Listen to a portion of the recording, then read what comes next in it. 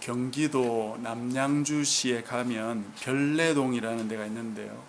거기 장수의자라는 게 있답니다.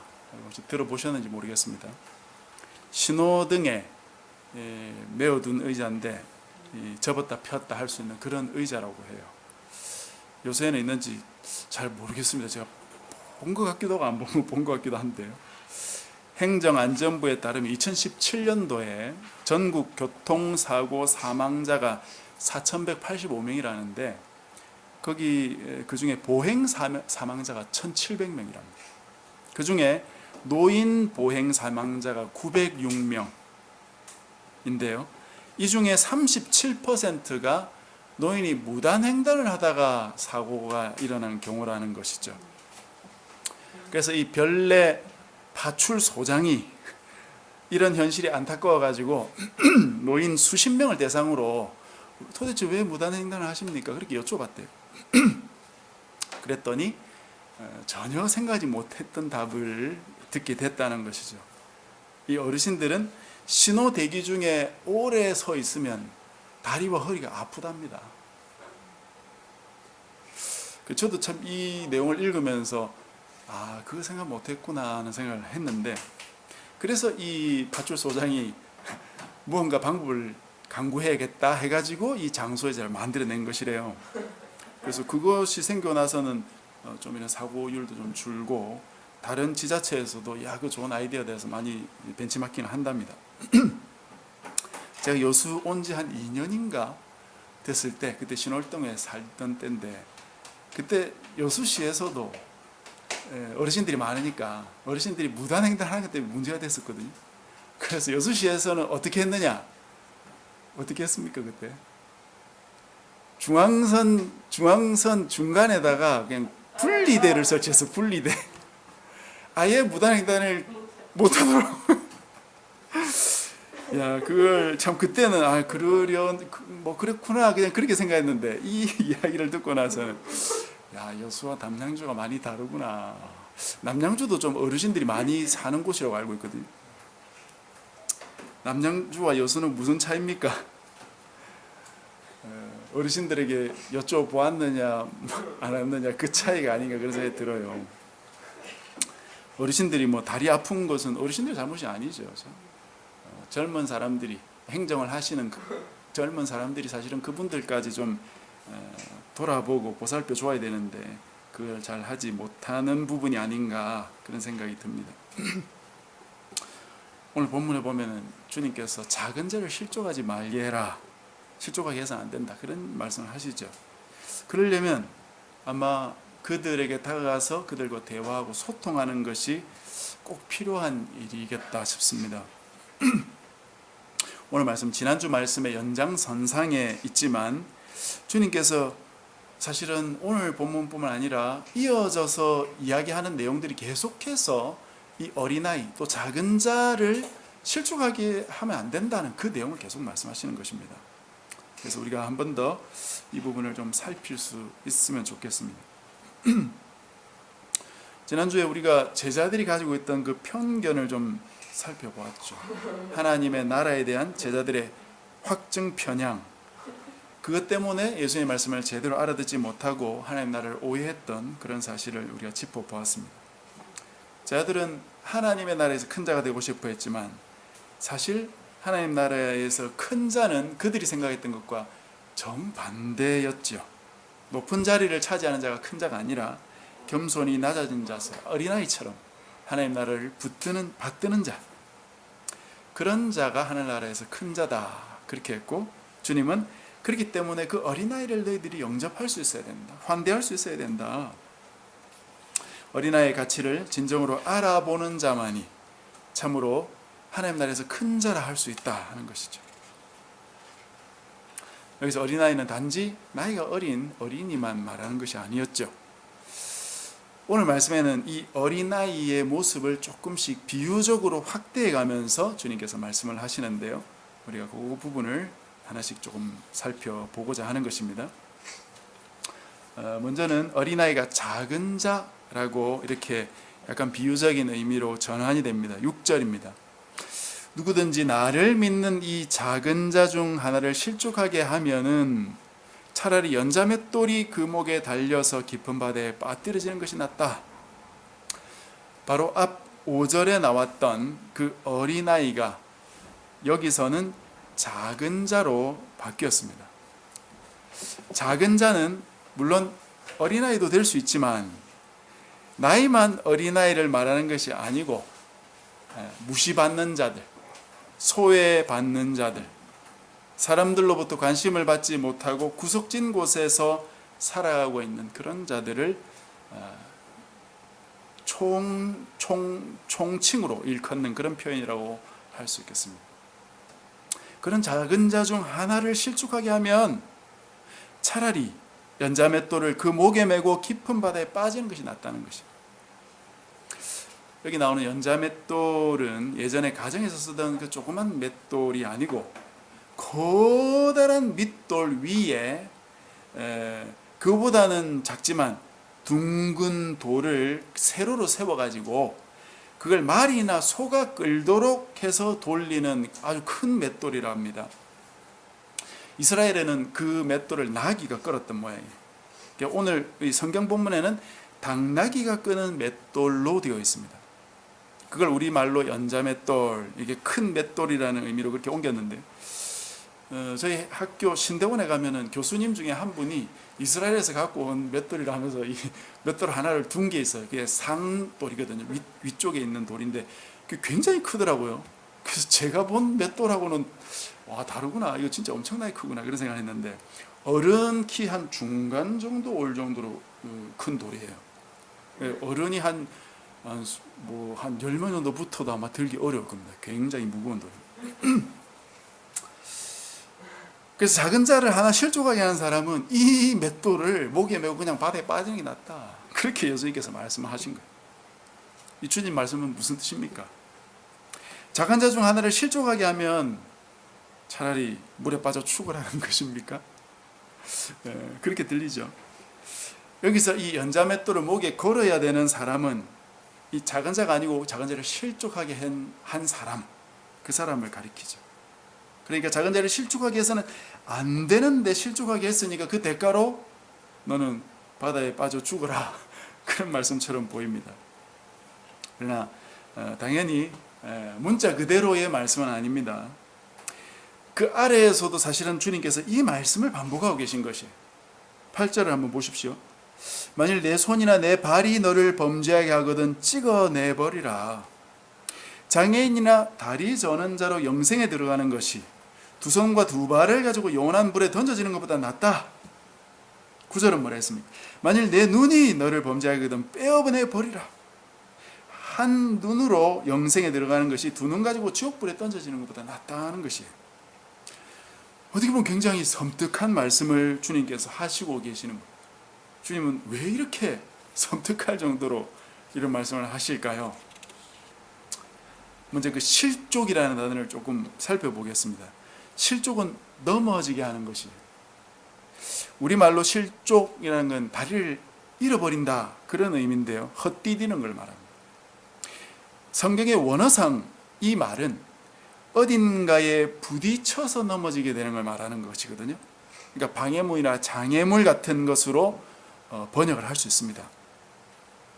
그런데 본문에서는 우리가 살펴본 것처럼 영적인 의미로 사용하시기 때문에 작은 자가 실족한다는 것은 그들이 죄에 빠지게 되는 것을 말하는 것이에요. 즉 작은 자가 죄에 빠지도록 누군가가 그런 고약한 의도를 가지고 장애물을 설치해 둔 것이에요. 그렇게 나쁜 짓을 하는 사람이 있다는 것이에요.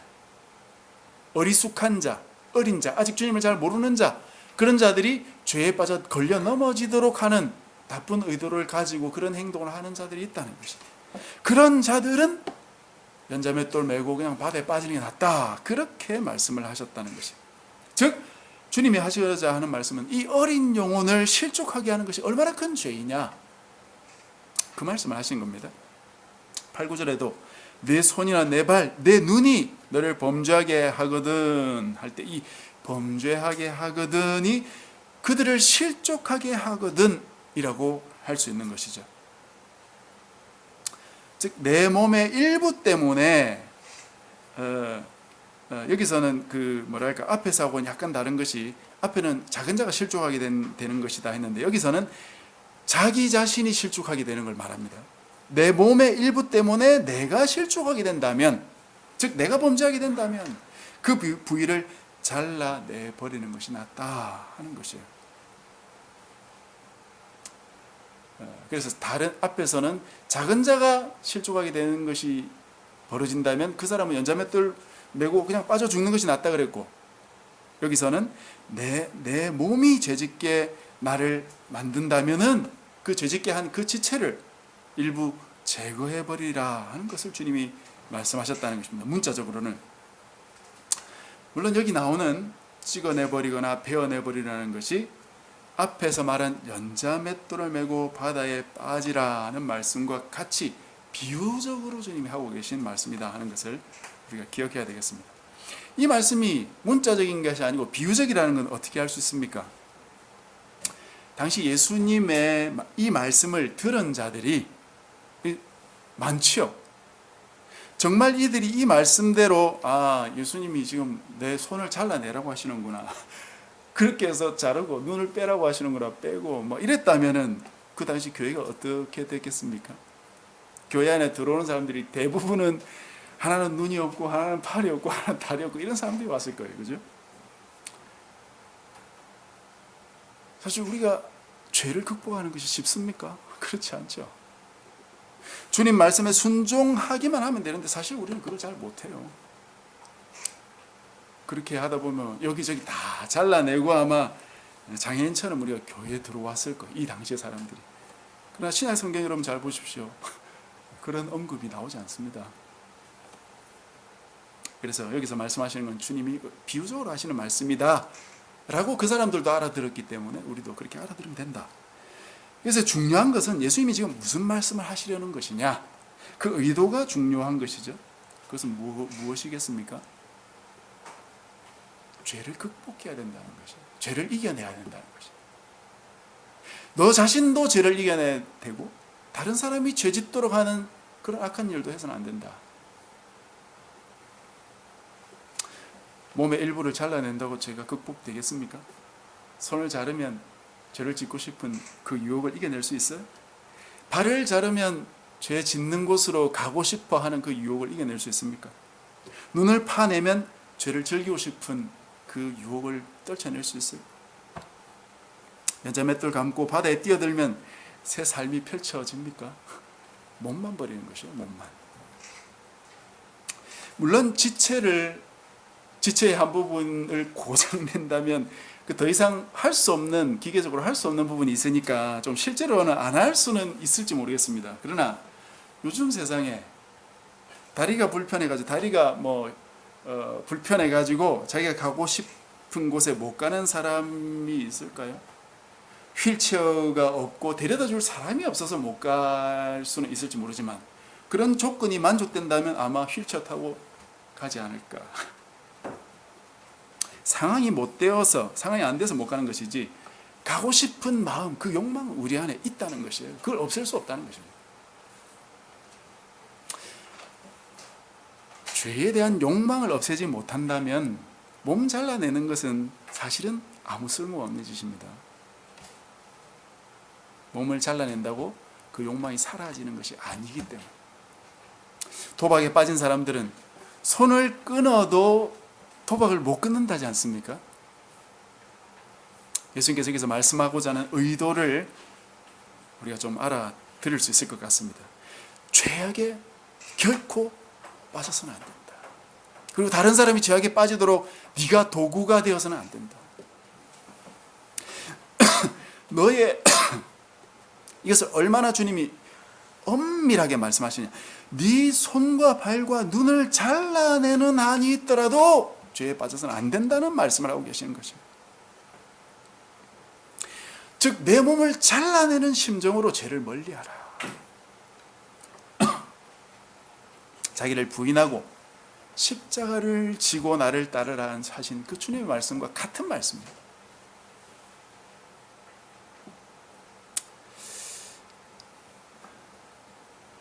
문맥으로 본다면 여기서 그 죄라는 것이 앞에서 계속 나오는 작은 자, 어린 자, 그런 자들을 무시하는 부분을 특히 주님은 지금 말씀하고 계시죠.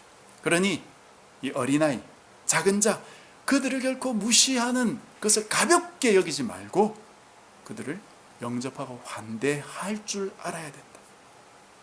그렇게 하지 않으면 그것이 엄청난 죄가 된다는 것이에요. 네가 그렇게 하도록 한 너의 손과 너의 발, 너의 눈, 심지어 내 몸뚱어리까지 상하게 할 정도로, 다시는 그런 짓을 하지 못할 정도로 철저히 이 말씀을 기억하고 지켜라, 그것입니다. 이 작은 자들을 무시하는 범죄가 도대체 얼마나 크길래 주님께서 자꾸 이렇게 말씀하시는 걸까요? 우리의 생각보다는 훨씬 큰 것 같아요. 주님은 그걸 구원받을 수 없는 범죄로 지적하고 계신다는 사실을 우리가 기억해야 됩니다. 8절 9절이 모두 그걸 말하고 있어요. 손과 발을 찍어내버리고 영생에 들어가는 것이 멀쩡한 두 손 두 발 가지고 지옥 가는 것보다 낫지 않느냐. 눈이 범죄가 하면 그 눈 빼버리고 영생에 들어가는 것이 두 눈 가지고 지옥 가는 것보다 낫다는 것을 주님이 말씀하셨다 이겁니다. 예수님이 굉장히 심각하게 말씀하고 계세요. 작은 자녀를 무시하고 넘어지게 만들거나 죄에 빠지게 한다면 하나님의 나라에 들어갈 수 없는 엄청난 죄가 될 것이다 이 말입니다. 앞서 7절에서도 실족하게 하는 일이 없을 수는 없지만 실족하게 하는 그 사람에게는 화가 있다고 말씀하셨죠. 여기서 이 화라는 단어, 이건 마태복음에 한 4곳 정도 나오는데요. 그때마다 구원에 들어가지 못하고 실패하게 되는 경우를 말하고 있어요. 그것 중에 2곳만 좀 말씀드리면, 여러분 그 주보 뒷면에 제가 인쇄해 뒀는데 마태복음 11장 21절에 보면 예수님이 전도를 많이 하셨지만 회개하고 돌아오지 않는 그 고을들을 향해서 주님이 저주를 선포하시는 그런 말씀 중에 나옵니다. 화 있을진저 고라시나, 화 있을진저 벳세다야, 너희에게 행한 모든 권능을 두로와 시돈, 대표적인 이방 지역이거든요. 그곳에서 행했더라면 그들이 벌써 베옷 입고 재에 앉아서 회개했을 것이다. 내가 너희에게 이르노니 심판날에 두로와 시돈이 너희보다 견디기 쉬울 것이다. 심판날에 너희들은 아마 구원받지 못할 것이다. 이처럼 회개하지 않는 고을들 향해서 심판을 선포하실 때 주님이 화라는 단어를 사용하셨다. 그리고 또 뒤에 가면 23장에 보면은 예수님께서 서기관과 바리새인들, 특히 이들이 얼마나 예수님을 대적했습니까? 그들에게 심판을 선포할 때 화라는 단어를 사용하고 계세요. 사실 예수님의 마태복음 5장에는 팔복을 말씀하셨잖아요. 이 23장에 가면 팔화를 말씀하세요. 서기관과 바리새인들에게 이런 화가 바로 작은 자, 어린 자, 그런 자들을 실족하게 하는 자에게 동일하게 선포될 화다. 그것을 주님이 말씀하셨습니다. 그러니 나 자신이 죄를 짓고 죄에 빠지는 것도 무서운 일이지만 다른 사람을 죄에 빠지게 하는 것은 정말 더 무서운 일이라 하는 것입니다. 그들의 천사들이 하늘에서 하늘에 계신 내 아버지 얼굴을 항상 배웁는다고 주님이 말씀하셨어요. 이렇게 하나님과 인간 사이를 왕래하면서 중재자 역할을 하는 그 천사들, 성경에 많이 등장하죠. 가브리엘은 하나님의 어떤 기쁜 소식을 전하러 온 천사였고, 미가엘 같은 천사는 하나님의 어떤 명령을 받아서 수행하면서 그것을 전하러 오는 그런 천사이기도 했습니다. 심지어 사탄도 하나님과 사람 사이에 왔다 갔다 하면서 하나님께서 사람을 시험하도록 그렇게 부추기는 역할을 자기가 하고 있지 않습니까? 사도행전 12장에 보면은 베드로가 옥에 갇혀가지고 천사의 도움으로 탈출하는 그런 이야기가 나오거든요.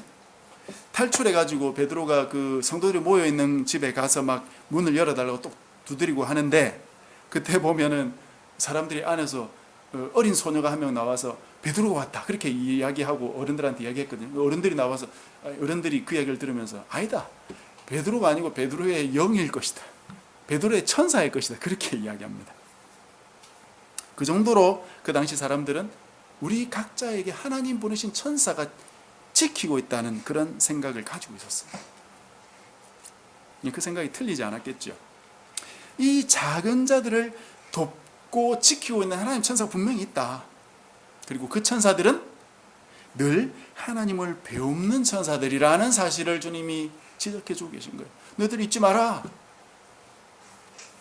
눈에 보이는 참 하찮고 보잘것없는 그 모습이 다가 아니라 보이지 않는 영적 세계가 있고, 하나님께서는 그 모든 영적 세계를 통해서 천사들을 통해 우리를 다스리고 계신다. 우리와 굉장히 가까이 계신다. 사실을 우리가 잊지 말아야 되겠어요. 우리뿐만 아니라 작은 자들에게도 주님이 그런 분이시다. 하나만 더 살핀다면 12, 14절에 보면은 이 작은 자를 주님이 또 다른 비유로 길 잃은 한 마리 양으로 말씀하세요.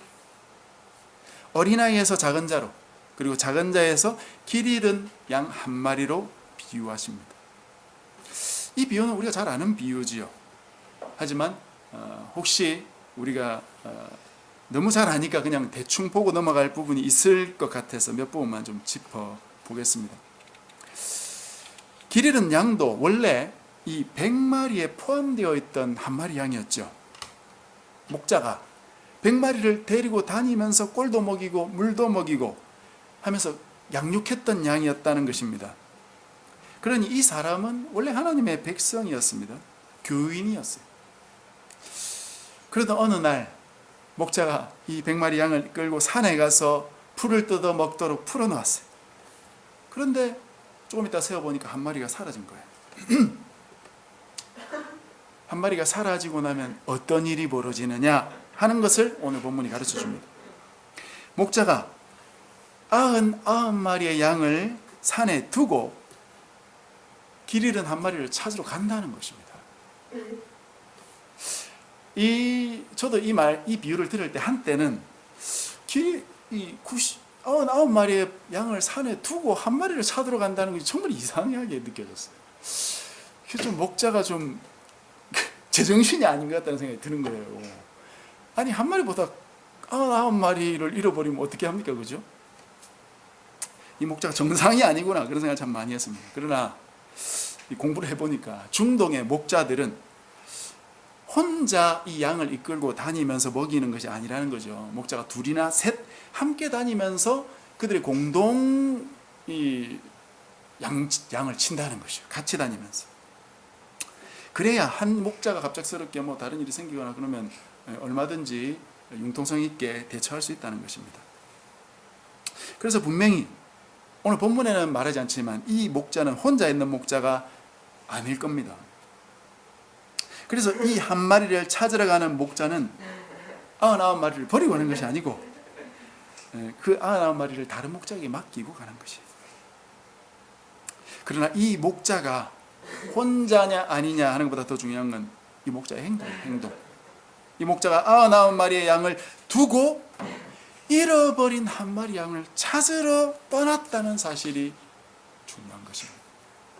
그 이유가 뭡니까? 13, 14절에 나오는 것처럼 한 마리도 잃지 않기 위해서, 잃어버린 한 마리를 되찾기 위해서 목자는 나서신다. 근데 여러분, 이 양이 어떤 양인 줄 아세요? 이 양을 한번 잘 보세요. 이 양이 목자를 잘 따르던 순종적인 양이었을까요? 아니었을까요? 만약 이 양이 평소 목자를 잘 따르던 양이면 목자가 사랑하고 정말 다시 찾아오고 싶을 정도로 발벗고 나서는 게 어느 정도 이해가 되겠죠. 그럼 만약 평소에 순종도 잘 안 하고 자기 생각대로 자기 마음대로 행동하기 좋아하는 그런 양이었다면 그때도 목자가 흔쾌히 99마리를 버려두고 찾으러 갔을까? 여러분 12절에 재밌는 표현이 나오는데요. 길을 잃었으면 이라는 그 표현이 있죠. 이 표현의 원래의 뜻은 속이다라는 단어에서 나왔습니다. 속이다.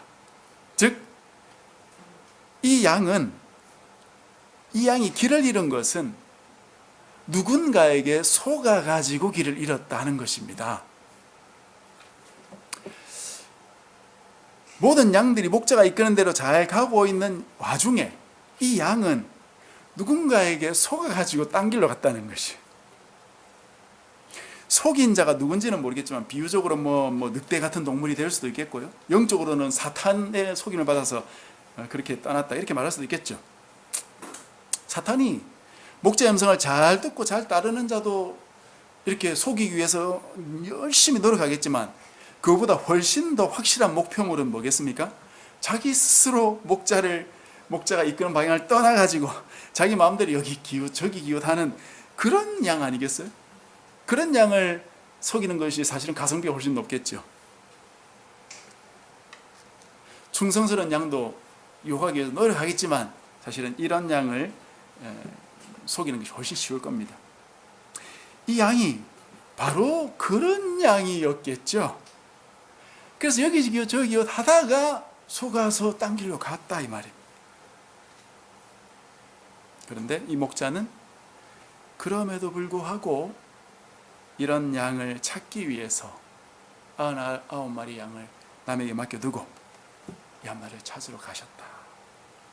충성스러운 양이 아니라도 별종같이 자기가 원하는 대로 툭 하면 길을 벗어나는 습성이 있는 양이라고 할지라도 주님은 그 한 마리 양을 찾으러 가신다. 이것이 우리 목자 되신 주님의 모습입니다. 우리 자신이 작은 자가 아니라도, 우리가 더 이상 어린아이가 아니라도 예수님을 믿고 오래 신앙생활을 하고 이렇게 하다 보면은 권태기가 올 수 있죠. 누구나 열심히 주님을 위해 젊음을 불태우다가도 때로는 이 모든 것이 다 무슨 유익이 있나, 주님이 정말 살아계시나, 주님 보시지도 않는 것 같고, 어떤 일을 하시는 건지도 잘 모르겠고, 주님이 내 곁에 계시는지도 모르겠고, 계시는지 저 멀리 계시는지도 잘 모르겠고, 때로는 믿음의 회의가 일기도 하고 내 믿음의 세계라는 것이 흔들릴 때도 있죠. 우리는 그럴 수 있어요. 우리는 그럴 수 있습니다. 그러나 주님은 어떤 분이라는 말씀이에요? 그런 자를 찾아오시는 분이시다. 여러분, 이 말씀을 믿으십시오. 하나님은 우리에게 야, 너희들 작은 자, 어린 자, 시험 들기 쉬운 그런 아이들 환대해줘야 된다. 잘 챙겨줘야 된다. 안 그러면 지옥 보내버린다. 그렇게 윽박지르기만 하시는 분이 아니라 당신 스스로 그렇게 골머리 아픈, 어쩌면 나 같은 그런 양에게 계속해서 찾아오신다. 하나님 자신이 그런 분이세요. 하나님이 만약 포기하셨다면 아마 우리 중에 이 자리에 앉아있을 사람 아무도 없을 거예요. 저 같은 사람도 벌써 교회를 떠나고 말았을 겁니다. 저는 사실 신대원 들어가기 전에 이미 엄청난 회의를 거쳤던 사람이거든요. 그래가지고 제가 신대원 들어가기 전에 제 아는 교수님 찾아가가지고 천안까지 가가지고 상담하고 막 이랬거든요. 믿음의 회의라는 건 누구에게나 옵니다, 여러분. 올 수 있어요. 당연하게도 찾아옵니다. 그것 때문에 흔들릴 수도 있어요. 그러나 아직까지 우리가 주님을 떠나지 않고 이 자리에 있는 것은 주님께서 나를 붙잡고 계시기 때문이라고 생각하십시오. 그렇게 믿으세요. 주님의 은혜와 주님의 자비와 주님의 오래 참음과 주님의 회유지, 내가 뭔가 좀 괜찮은 사람이 되기 위해서 교회 다니는 것이 아니죠. 여러분, 우리는 그렇게 생각만큼 괜찮은 사람들이 아니지 않습니까? 우리 자신을 면밀히 뜯어보면은 참, 제가 목사라도 사실 제 모습 있는 대로 다 여러분 앞에 절대 밝힐 수 없죠. 부끄럽죠, 그죠? 부끄러운 부분 많아요. 저희가 지금까지 2년 넘게 이 공부방을 운영해 오면서 하나님은 한 번도 우리를 사망의 음침한 골짜기로 인도하신 것 같지가 않습니다. 주님은 우리를 인도하신 곳이 방초동산이었는데 우리가 그곳이 사망의 음침한 골짜기인 줄 알고 부들부들 떨고 살았던 거죠. 지금 참 여러모로 주님께서 우리를 평안하게 해주신다는 생각을 많이 해요. 아니, 주님이 평안하게 해주신 게 아니고 우리가 이제야 그런 평안을 누리는 것이 아닌가 하는 생각도 듭니다. 뒤돌아보면 참 저라는 사람은 참 길 많이 잃고 여기저기 기웃기웃 많이 했던 양이었는데 주님께서 지금까지도 저를 붙들고 계신다는 생각이 들어요. 저뿐이겠습니까? 우리 모두가 그렇지 않겠나 생각이 듭니다. 이 주님의 사랑과 은혜를 우리가 잘 깨달았으면 좋겠고, 나도 다른 길 잃은 양이나 작은 자, 무시받고 외면받는 한 영혼에게 우리의 마음을 기울이고 하나님의 방식대로 계속해서 찾아가서 그들을 돌보고 그들을 참 잘 영접했으면 좋겠습니다. 말씀 맺겠습니다. 주님, 우리에게 작고 소외된 자, 외면받고 상처받는 자들을 보살피고 영접하라고 하셨어요. 혹시 내 주변에 그런 자들이 있습니까? 혹시 누군가 어린 자를 죄 짓도록 또는 내 목적을 위해서 그들을 유혹하고 넘어지게 하는 적이 있는지, 또는 그들을 본 적이 여러분 있습니까? 주님께서 길 잃은 나에게 다가오시고 보살펴 주셨듯이 어린아이와 같은 그런 외면받고 있는 영혼들을 우리가 사랑했으면 좋겠습니다. 그래서 우리를 통해 하나님의 뜻과 역사가 잘 드러나는 존재가 되었으면 좋겠습니다. 이 일에 쓰임받는 우리 모두가 되시기를 주님의 이름으로 간절히 축복합니다.